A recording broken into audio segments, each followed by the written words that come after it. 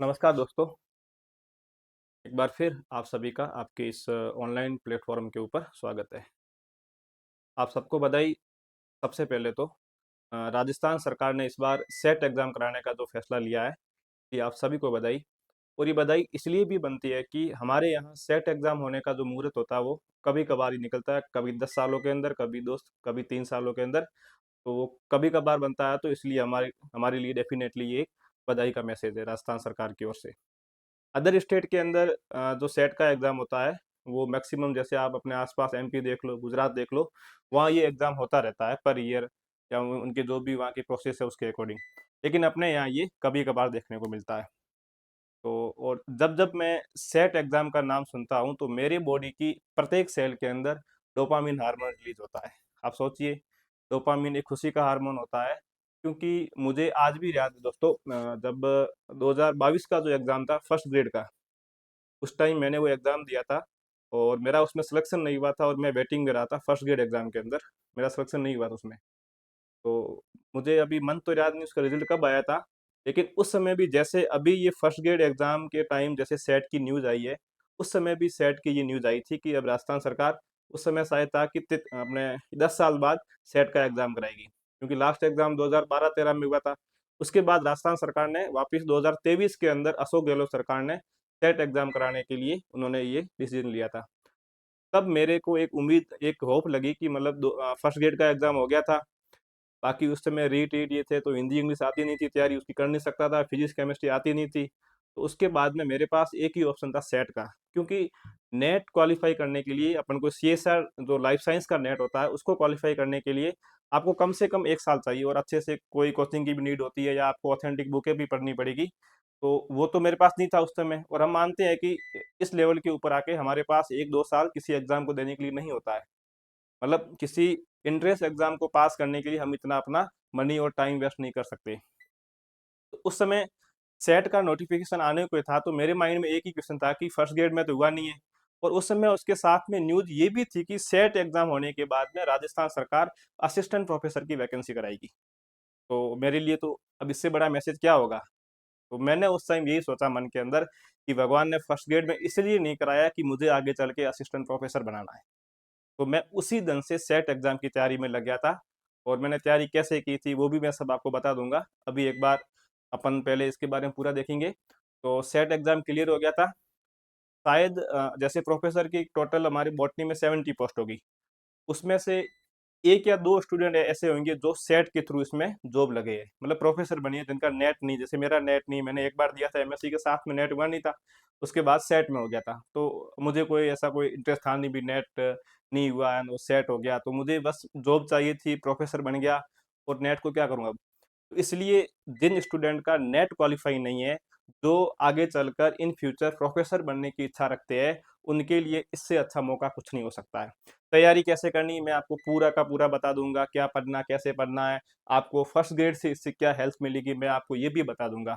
जो student first grade की तैयारी कर रहे हैं, उनके लिए तो 50% तैयारी उन्होंने सेट की पहले से ही कर रखी है। ये बात आप कान खोल के सुन लेना, जिस स्टूडेंट की फर्स्ट ग्रेड की तैयारी अच्छी है, जिसने बॉटनी, ज़ूलॉजी दोनों पढ़ ली है, उसकी फर्स्ट ग्रेड की तैयारी का मतलब उसने सेट की 50% तैयारी कर ली है।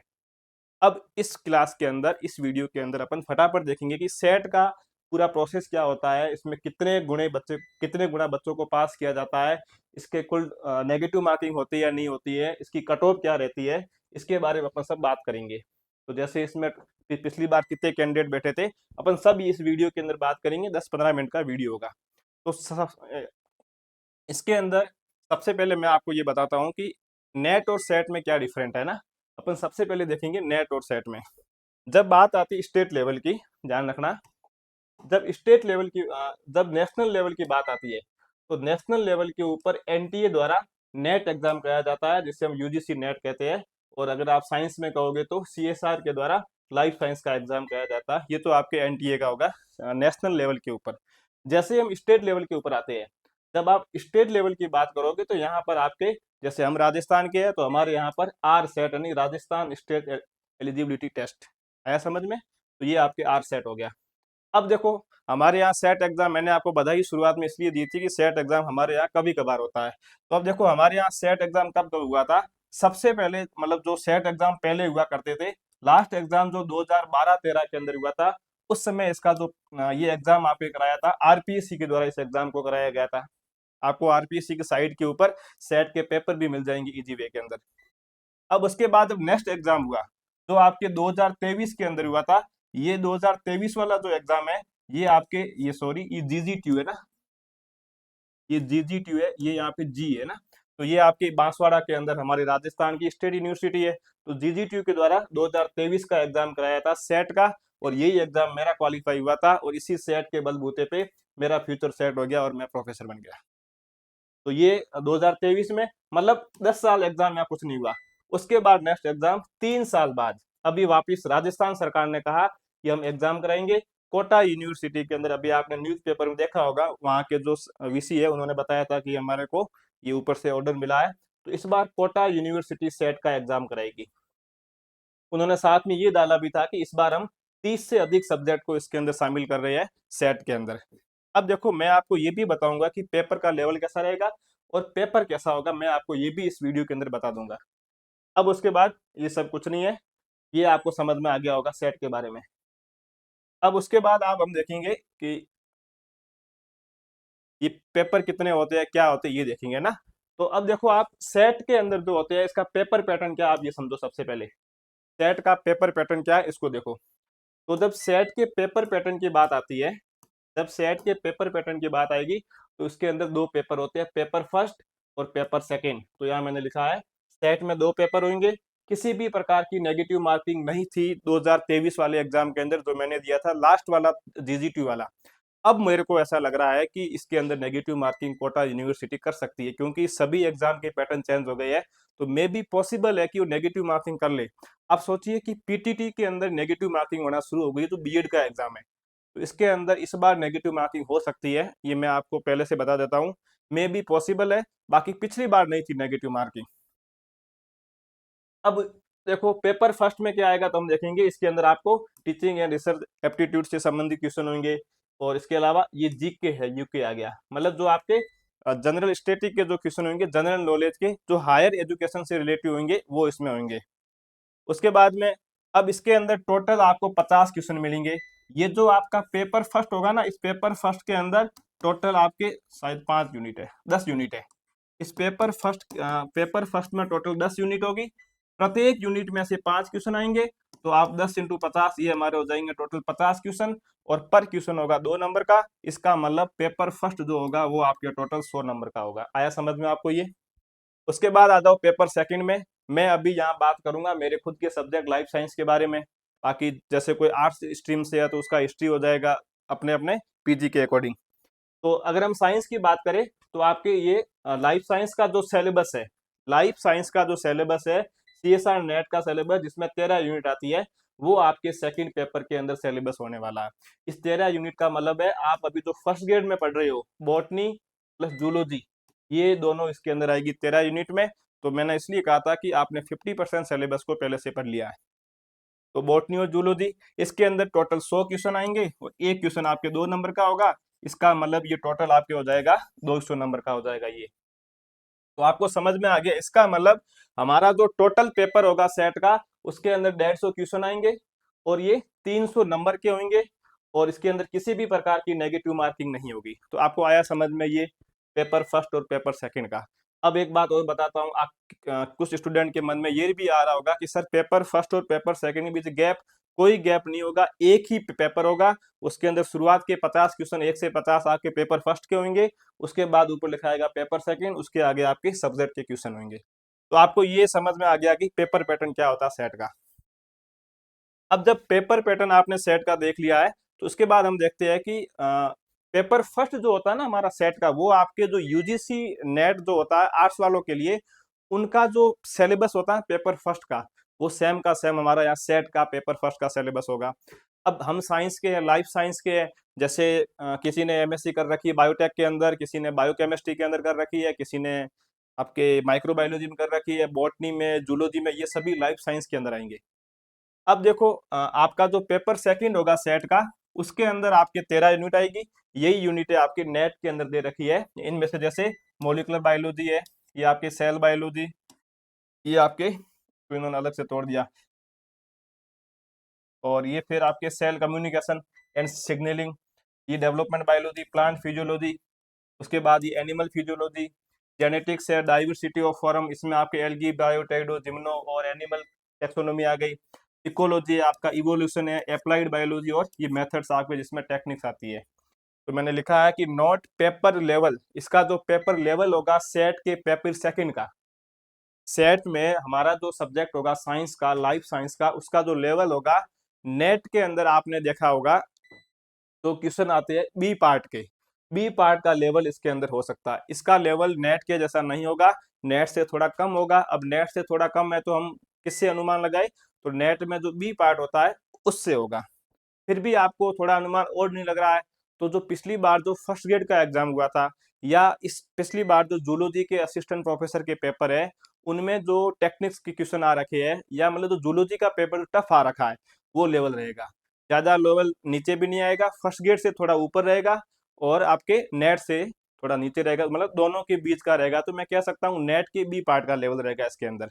तो आपको ये भी समझ में आ गया होगा। तो ये नेट के बी पार्ट के लेवल का होता है। और ऐसा कुछ नहीं होता है, जैसे 100 क्वेश्चन आएंगे ना, तो आप देखेंगे कि इसके अंदर 40 से 45 क्वेश्चन ऐसे होंगे जो आपके फर्स्ट ग्रेड लेवल के होंगे, बाकी वाले जो है वो आपके नेट के बी पार्ट के होंगे। अच्छे क्वेश्चन होंगे। फिर भी नहीं हो तो मैं ग्रुप के अंदर आपके सेट का पेपर भेज दूंगा, वो आप देख लेना वहां पे। उसके बाद देखो आप आगे, ये कुछ नहीं, मैंने आपको बता दिया सब। अब नेक्स्ट मैं आपको इसमें बताता हूँ कि पिछली बार इस एग्जाम की कट ऑफ कितनी रही थी। जो 2023 वाला एग्जाम हुआ था सेट का, 2023 वाला एग्जाम सेट का, उसके अंदर देखो टोटल जो कैंडिडेट बैठे थे वो आपके 1,09,796 बैठे थे। कितने कैंडिडेट बैठे थे? 1 लाख के आसपास कैंडिडेट बैठे थे। अब उसमें से कितने कैंडिडेट को उन्होंने क्वालिफाई किया, कितने कैंडिडेट को सेट हुआ? उनमें से 7,208 कैंडिडेट के सेट हुआ। अब आपके माइंड में क्वेश्चन, सर ये किस आधार पे निकाला गया? तो उस टाइम रूल ये था कि जो टॉप के इस 1 लाख कैंडिडेट में से जो टॉप के 6.56% जो कैंडिडेट थे उनको सेट की सर्टिफिकेट दिया गया, मतलब उनको सेट क्वालिफाई माना गया। तो आपको जितने भी फॉर्म भरे जाएंगे आपके एग्जाम के अंदर, उसके अंदर जो टॉप के 6% होंगे उनको सेट क्वालिफाई माना जाएगा। ये इसका क्राइटेरिया होता है। बाकी उसके बाद में तो ये मतलब टॉप के 6.56%, ये पिछली बार इतने बच्चे लिए गए सेट के अंदर। सर कट ऑफ क्या रही हमारी लाइफ साइंस की? तो देखो इधर लाइफ साइंस की कट ऑफ, अब ये पेपर है ना आपके 300 नंबर का है ना, कितना है? 300 नंबर का पेपर है। अब 300 नंबर का आप निकाल दो, 58.67% कितना होगा? अब मान लो ये 120 और 180 के आसपास आए, नहीं 180, 150, हाँ कुछ ऐसा ही, मतलब 180 के आसपास होगा। तो मतलब 300 में से 180 प्लस, अगर आपको 300 में से 180 तक नंबर आए हैं तो आपका जनरल कैटेगरी के अंदर आपका सिलेक्शन होगा, सेट क्वालिफाई होगा। कहने का मतलब 58.67% रही है जनरल की कट ऑफ आपके। ओबीसी की कट ऑफ रही है 55.33%, एमबीसी की कट ऑफ रही है 52%, ईडब्ल्यूएस की रही है 54.67%, और एससी की रही है आपकी 51.33%, और एसटी की रही है आपके 49.33%। ये आपके था सेट की कट ऑफ के बारे में पिछले वाला। आपको इससे आइडिया लग जाएगा कि लगभग 60% और 50% के आसपास कट ऑफ रह रही है। मतलब जो जनरल कैटेगरी की है उनकी तो कट ऑफ रह रही है आपकी 60% के आसपास, बाकी वाली जो रिजर्व कैटेगरी है उनकी कट ऑफ 45, उनकी कट ऑफ 50 और 60 के बीच रहेगी। पिछली वाला पेपर भी अच्छा था। मुझे याद है मेरा एक फ्रेंड है, तो मैंने उसको पूछा था कि भाई सेट का लेवल क्या रहेगा, तो उसने मुझे बोला था कि सेट में क्वेश्चन, क्योंकि पिछले वाले जो एग्जाम हुआ था ना 2012-13 के अंदर आरपीएससी का, तो उसमें क्वेश्चन यही पूछ रखे थे कि पावर हाउस ऑफ सेल क्या है, प्रोटीन की सिंथेसिस कहाँ होती है। तो हमें पता है कि ये बिल्कुल सिंपल क्वेश्चन है, लेकिन जब हम सेट एग्जाम में जाके बैठे तो हमारे होश उड़ गए थे कि वहां न पावर हाउस पूछा है न राइबोसोम पूछा है, मतलब एक अच्छे लेवल का क्वेश्चन पूछा था। तो इस बार आप उम्मीद ये कभी मत करना कि पेपर सिंपल आएगा, सेट सेट तो पेपर सेट का भी अच्छे लेवल का आएगा, फर्स्ट ग्रेड से हाई लेवल का आएगा, मैं ये आपको बता देता हूँ। और नेट से कम लेवल का आएगा। जिस स्टूडेंट के कॉन्सेप्ट अच्छे है उसका एग्जाम क्लियर हो जाएगा। अब आपके माइंड में एक क्वेश्चन ये भी आ रहा होगा कि सर सेट एग्जाम कौन कौन दे सकता है? तो ध्यान रखना, जिसकी पीजी के अंदर, जिसके पीजी के अंदर जो जनरल कैटेगरी से उसके मिनिमम इसमें आपके चाहिएंगे 55% पीजी में, और जो आपके जैसे ओबीसी है, एमबीसी है, और हाँ तो ईडब्ल्यूएस वाले होंगे उनको भी जनरल के अंदर काउंट किया जाएगा। बाकी इसके अलावा जैसे आपके कोई एमबीसी है, ओबीसी है, एससी है और एसटी है ना, इनको चाहिए इसके अंदर मिनिमम 50% परसेंटेज आपके होने चाहिए आपकी एमएससी या एमए के अंदर। तो दूसरा रूल क्या है कि अगर कोई स्टूडेंट अगर कोई स्टूडेंट अभी पीजी के अंदर है, अगर कोई स्टूडेंट अभी एमएससी कर रहा है या मतलब वो उसकी पीजी चल रही है, तो रूल ये है कि आपका जो सेमेस्टर सेकंड है, सेकंड सेमेस्टर का रिजल्ट आया हुआ होना चाहिए। सेकेंड सेमेस्टर का अगर आपके रिजल्ट आया हुआ है, अगर आपके सेकेंड सेमेस्टर का रिजल्ट आया हुआ है तो आपका अगर सेट क्वालिफाई होता है तो आपको सेट का सर्टिफिकेट दिया जाएगा। अगर आपका सेमेस्टर सेकेंड का रिजल्ट अगर आपका सेमेस्टर सेकेंड क्वालिफाई नहीं है तो आपको सेट के लिए योग्य नहीं माना जाएगा। इसलिए सेकेंड सेमेस्टर का रिजल्ट होना चाहिए। एमएससी में 55% मतलब पीजी के अंदर, और अगर आप रिजर्व कैटेगरी से हो तो आपके 50% उसके लिए जरूरी है, ये 50। तो ये आपको समझ में आ गया होगा। अब मेरी लास्ट में एक निवेदन मेरा और है। पिछली बार क्या हुआ था कि मैक्सिमम बच्चे, जैसे कि 1 लाख बच्चे बैठे, ये जो पास हुए ना, ये 7,208 बच्चे, इसमें से मैक्सिमम बच्चे वो थे लगभग 80 या 90% के आसपास जिनके नेट भी क्वालिफाई था। तो मेरा इस बार एक ये भी है कि मतलब इस बार इस कोटा यूनिवर्सिटी को ये भी रूल करना चाहिए, जैसे एमपी के अंदर है, जिसका नेट क्वालिफाई है या जिसका सेट पहले एक बार हो रखा है वो वापिस सेट एग्जाम नहीं दे सकता है, क्योंकि इससे उन बच्चों को लॉस होता है जिनके सेट क्वालिफाई नहीं है, तो वो बच्चे बाहर रह जाते हैं वापिस। इस बार गवर्नमेंट को ये रूल करना चाहिए कोटा यूनिवर्सिटी को कि मतलब जिन बच्चों के नेट क्वालिफाई है या जिनका पिछले एग्जाम में सेट क्वालिफाई हो रखा है, तो उन स्टूडेंट को इसमें फॉर्म भरने नहीं दिया जाए, क्योंकि वो स्टूडेंट अगर इसमें फॉर्म भरेंगे तो फिर हमारे लिए और ज्यादा दिक्कत होगी, या सॉरी उन बच्चों के लिए और दिक्कत होगी जिनका सेट क्वालिफाई नहीं है वो इसमें जो फॉर्म भर रहे हैं। तो इसलिए, और आपके आसपास कोई फ्रेंड उनको बोलना भाई जिनका नेट क्लियर है, सेट क्लियर है, वो इसमें फॉर्म नहीं भरे तो ठीक रहेगा। क्योंकि ये तो जिसको सेट को जिसको सेट चाहिए वो नहीं हो पाएगा, उनके पास तो पहले से नेट और सेट की डिग्रियां पड़ी है ये। और उसके बाद में और कुछ क्वेश्चन हो तो अपन आप कमेंट बॉक्स में डाल देना, मैं आपके वहाँ आंसर दे दूंगा आपको। हाँ, एक लास्ट बात और। अब आपके मन में आ रहा है सर इसका एग्जाम कब होगा? इसका एग्जाम आप मान के चलना, यूनिवर्सिटी के पास में कोई काम नहीं होता, वो लोग वहाँ फ्री बैठे रहते हैं। तो मतलब वो कोई जैसे आरपीएससी होती है तो मानते हैं कि 6-7 महीने लेगी, यूनिवर्सिटी जो है वो वहां पर एग्जाम आपके, आप मान के चलो अभी अगर आपके जैसे मई चल रहा है ना, अभी मई चल रहा है, तो आप मान के चलो इस सेट का एग्जाम आपके अगस्त सितंबर के आसपास या इससे पहले कभी भी हो सकता है। ये मैंने तो मैक्सिमम टाइम लिया है। बाकी आपको नेक्स्ट मंथ के अंदर या इसी मई मंथ के अंदर आपको पूरा नोटिफिकेशन मिल जाएगा सेट का, और अगस्त या सितंबर के अंदर आपके सेट का एग्जाम हो सकता है। तो इसलिए, और इसके बाद मैं और बता देता हूँ, आरपीएससी असिस्टेंट प्रोफेसर की न्यू वैकेंसी आ रही है। इस साल के एंड तक आपको प्रोफेसर की नई परमानेंट वैकेंसी देखने को मिलेगी। इसलिए जिन स्टूडेंट का सपना आगे चल के प्रोफेसर बनने का है, वो इसके पीछे खा पी के लग जाना सेट के पीछे। तो मैं ये उम्मीद करता हूँ कि आपको ये सेशन अच्छा लगा होगा। अब सेट से रिलेटिव आपके जो भी क्वेश्चन थे, आपके मन में जो भी इंक्वायरी थी, वो आपकी पूरी एकदम से क्लियर हो गई होगी। तो अब हम मिलते हैं अपन नेक्स्ट वीडियो में कि सेट की तैयारी कैसे करनी है, लाइफ साइंस की तैयारी कैसे करनी है। मैं थोड़ा मेरा बता देता हूँ कि जब मैंने तैयारी की थी उस समय मैंने कौन सी यूनिट पढ़ी थी ज्यादा, है ना। तो जब मैंने सेट की तैयारी की थी उस समय मैंने सेट के समय पहले फर्स्ट ग्रेड तो एक बार मैंने पढ़ रखा था, फर्स्ट ग्रेड को एक बार पढ़ रखा था, तो मतलब फर्स्ट ग्रेड के बेसिक तो मेरे क्लियर थे, तो मतलब 40-50% तैयारी वहां से हो गई थी। लेकिन उसके बाद मैंने मॉलिक्यूलर बायोलॉजी जो यूनिट थी इसको मैंने अच्छे से पढ़ा था, आपके ये नेट लेवल की पढ़ी थी मैंने। उसके बाद जो आपकी सेल बायो मैंने इसको भी अच्छे से पढ़ा था, ये मैंने उस समय नहीं पढ़ी थी। ये आपके जो फर्स्ट ग्रेड में जो अपन पढ़ते हैं मैंने वही पढ़ी थी। प्लांट फिजियो मैंने पूरी पढ़ी थी नेट के लेवल की। एनिमल फिजियो मैंने आपके जो अपन फर्स्ट ग्रेड में पढ़ते वही पढ़ी थी, ये मैंने फर्स्ट ग्रेड वाली पढ़ी। जेनेटिक्स मैंने सेम पढ़ी फर्स्ट ग्रेड वाली। डाइवर्सिटी फर्स्ट ग्रेड वाली। इकोलॉजी मैंने पूरी पढ़ी थी आपके जो नेट के लेवल की होती है। इवोल्यूशन मैंने नहीं पढ़ा था। अप्लाइड बायोलॉजी के मैंने कुछ टॉपिक पढ़े थे, वो भी मैंने फर्स्ट ग्रेड लेवल के, सॉरी आपके नेट के लेवल के पढ़े थे। और जो टेक्निक्स है ये भी मैंने नेट के लेवल की पढ़ी थी। तो इसलिए सेट क्वालिफाई जो फर्स्ट ग्रेड का एग्जाम दे चुके हैं या जो तैयारी कर रही है, उनके लिए इन यूनिटों को आप अच्छे से कर लेना। दुनिया की कोई ताकत आपके सिलेक्शन को रोक नहीं सकती है। आप सोचिए, आपको फर्स्ट ग्रेड में जब आपका सिलेक्शन होगा ना आरपीसी, वहां आपका टॉप 1% में होता है। यहाँ टॉप के 6% बच्चों को बुला रहे हैं। इसलिए आप लोग इसमें आराम से इजी में आपका क्लियर हो जाएगा, और सेट क्लियर हो गया तो आगे आप असिस्टेंट प्रोफेसर भी बन जाओगे, जैसे मैं बन गया हूँ। तो सेट आगे चल के आपके भविष्य को भी, आपके फ्यूचर को भी सेट कर देगा। तो अभी आप लोग जिस भी टारगेट में लगे हुए हो, जो स्टूडेंट फर्स्ट ग्रेड की तैयारी करे वो फर्स्ट ग्रेड की तैयारी करे, और जो फर्स्ट ग्रेड की तैयारी नहीं कर रहे हैं वो सेट में आज से ही लग जाए। एग्जाम तो होना ही होना है, न्यूज आ गई है, अब बस नोटिफिकेशन आना दो, कुछ दिनों में आ जाएगा।